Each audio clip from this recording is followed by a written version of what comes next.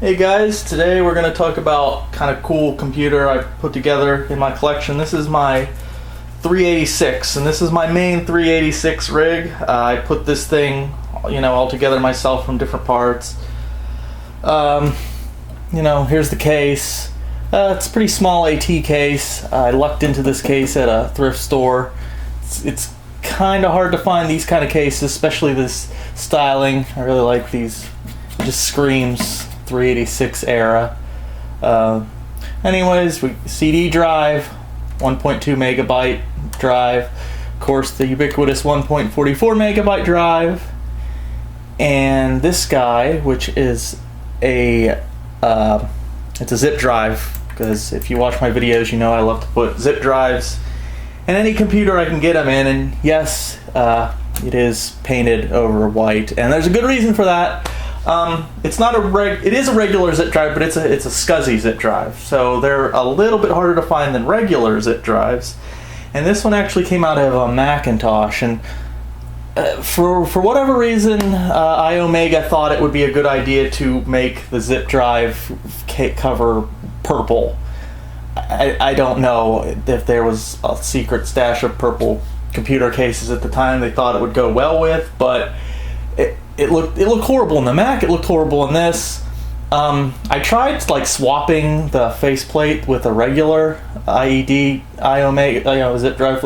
It didn't work. It didn't match up for whatever reason.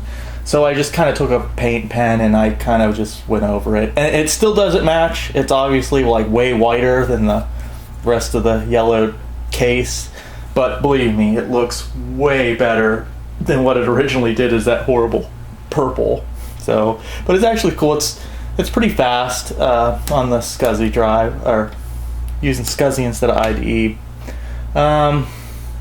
Reset button, big reset button, turbo button, and this awesome power switch, which you don't see anymore. Yes, it's not a simple power button. It's a big, satisfying switch. All right. Turning it around. Oh, this thing's heavy. It literally weighs a ton. You wouldn't think, because it's not like a big case, but it's so heavy. I don't know. I guess it doesn't seem like it's made out. I mean, it's all metal, but it's still so freaking heavy. Yeah, we have the back. I mean, nothing really special. Well, sort of. I'll get to that in a second. So, my makeshift bed table. I don't really have room in this place. Well, I do have tables, but they're all occupied with crap, so it's my makeshift bed table. Someone walked by the door. Dog's freaked out. Just what you gotta deal with. Anyways, there's your keyboard. Serial port, parallel port, or maybe that's another serial port. Down here, as we go down, yeah, that's another serial port. Now there's the parallel port, VGA port, SCSI port. Here's my sound card, and then this strange looking guy.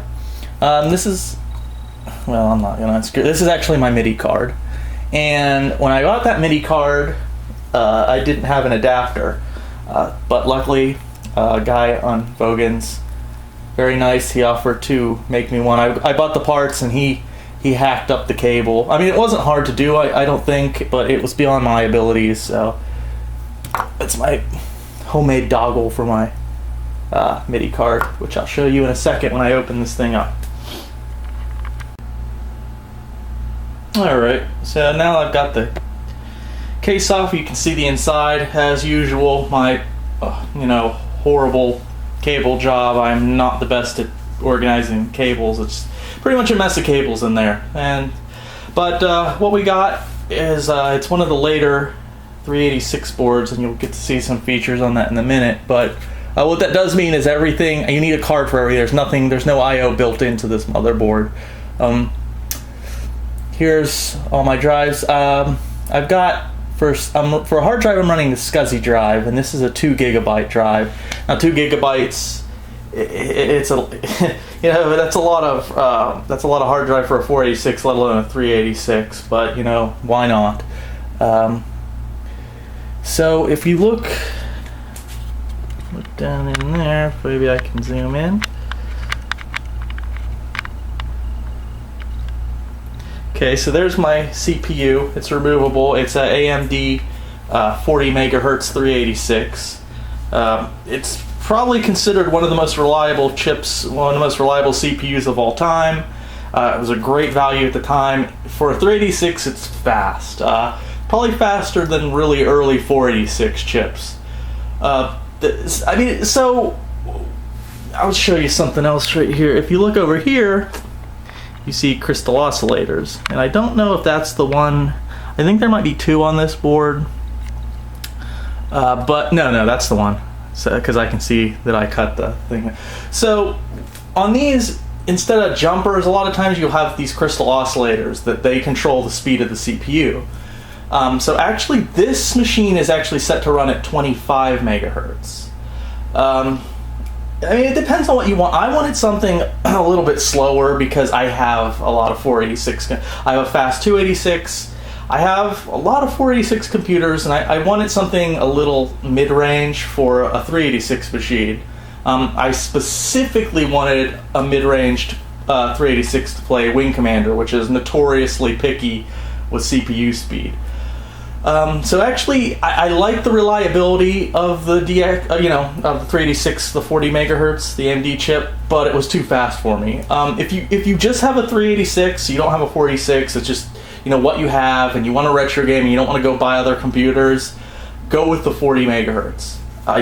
It just gives you a lot more options. You can play a lot more later games. It's still kind of slow, so you could play earlier games. Just stick with the 40 megahertz. But if you've got a ton of computers all over the place like me, and you want something a little more mid-range, what you got to do is you swap out the oscillator.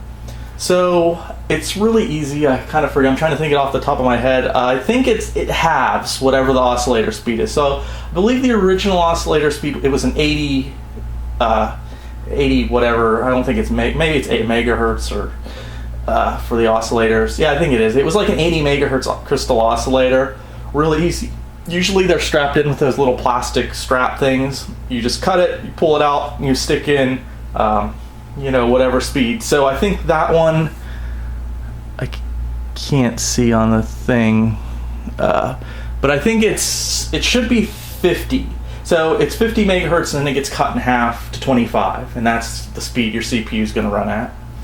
So like I said, that chip is a 40 megahertz, but it's been cut in half. I've changed it to 25. Now if I wanted to go back up to 40 megahertz for whatever reason, I want to play a game on a 3.6 and I want to play it a little faster, all I do is open it up, pull out the crystal oscillator, put in the one that used to be in it, which should be the 80, and then boom, it's back to 40. So it's pretty easy. Also, you can't see it. Even if I took the camera off the stand and went under there, you can't see it. I do have a 387 math coprocessor on this board.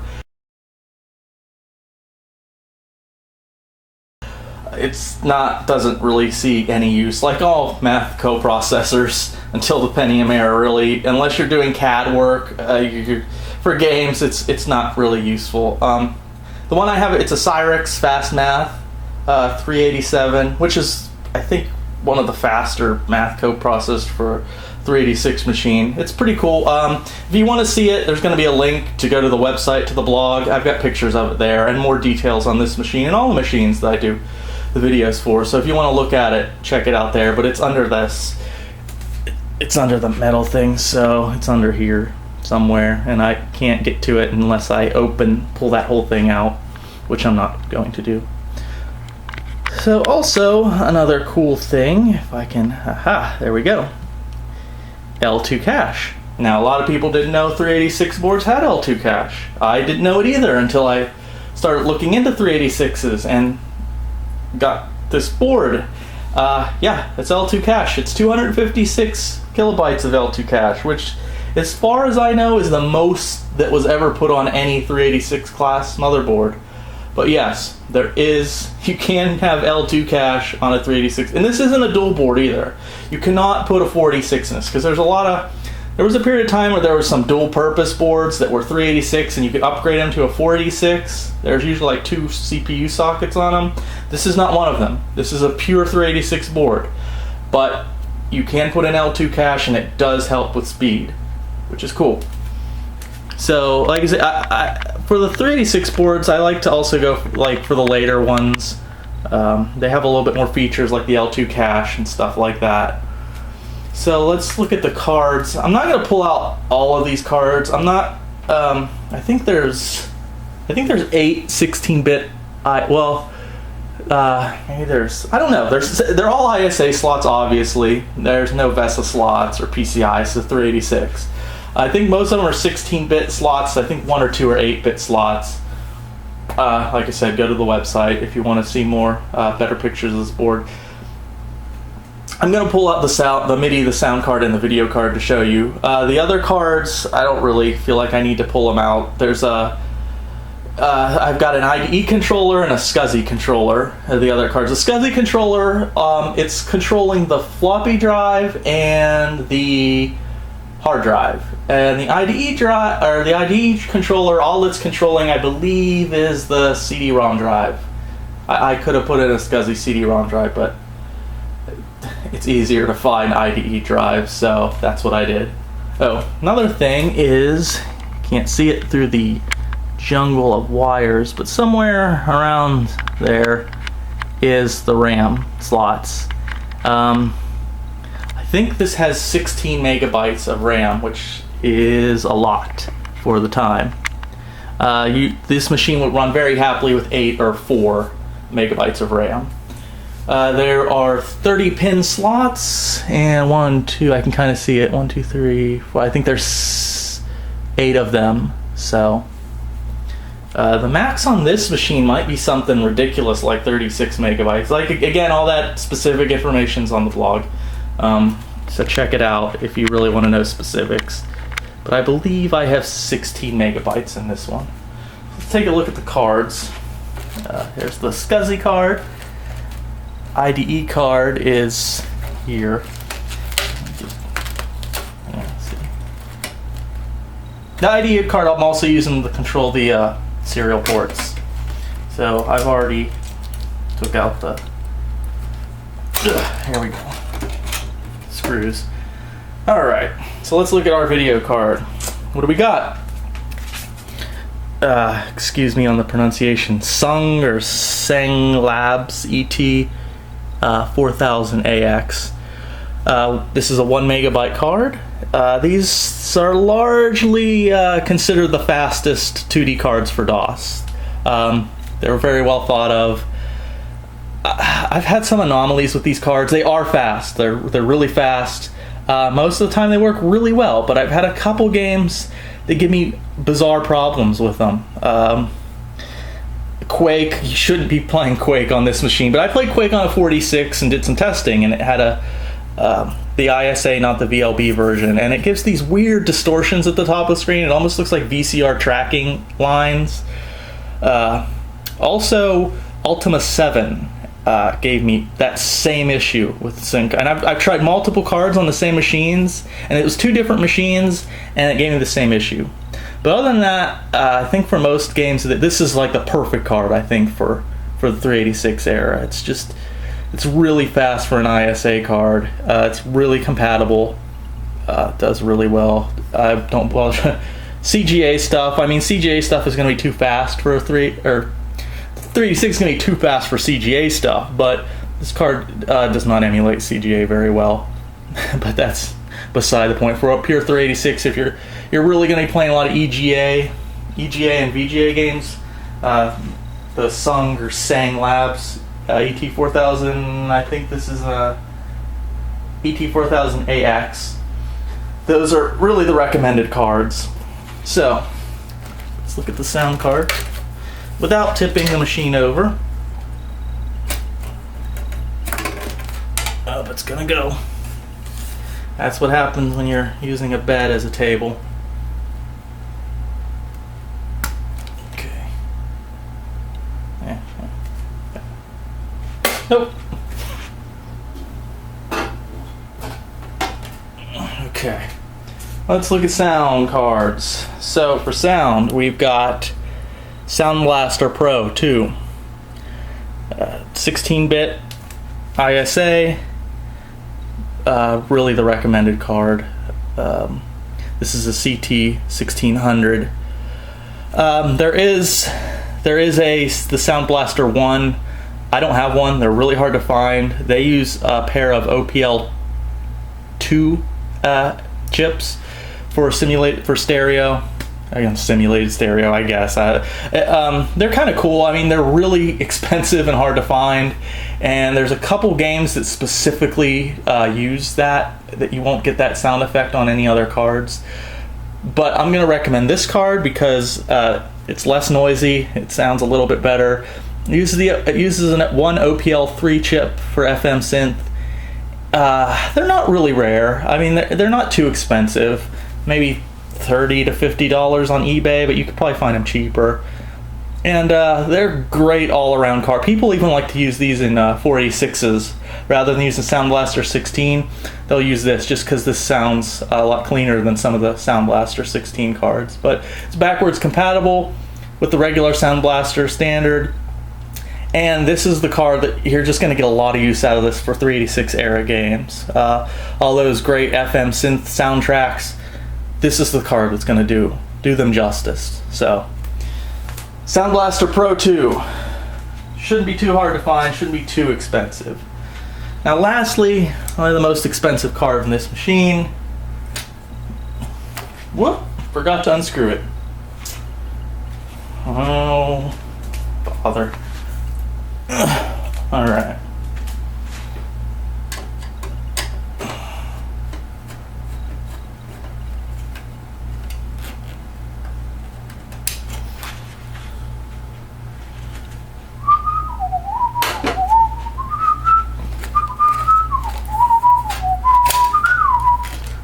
Here we go. This is the MIDI card. You'll notice this isn't a roll-in MIDI card. It's a different kind of MIDI card. It's a Music Quest. Music Quest MIDI card, version 10, I guess. Yes, version 10. This card's pretty cool. It is 8-bit ISA, and this is a clone of the roll-in card. I believe this one is 100% compatible as far as I know. There are some, there's a lot that aren't roll-in compatible. This one is.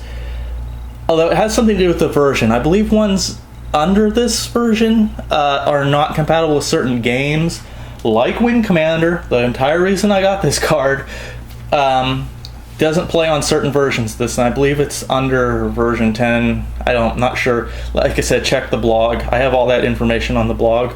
It's much more specific. But this one is. This one, as far as I know, is pretty much fully compatible if this was a roll-in MIDI card. Now, why do you want a roll-in MIDI card that's 100% compatible? Because that's the whole point. The reason you want a MIDI card is because a lot of games at the time in the 386 era were using the MT32, which is there's a card you can get that it's internal. It's everything in one. This is going to be the cheaper route. This and an external MIDI module. But MIDI modules basically, if we're talking about the external ones, you need a MIDI card. This is like your interface card. And then you'll get an MT32 MIDI module. And it hooks in here, and then it goes, you have your sound card, and your sound card's usually going to do like the digital sound effects like voices and stuff.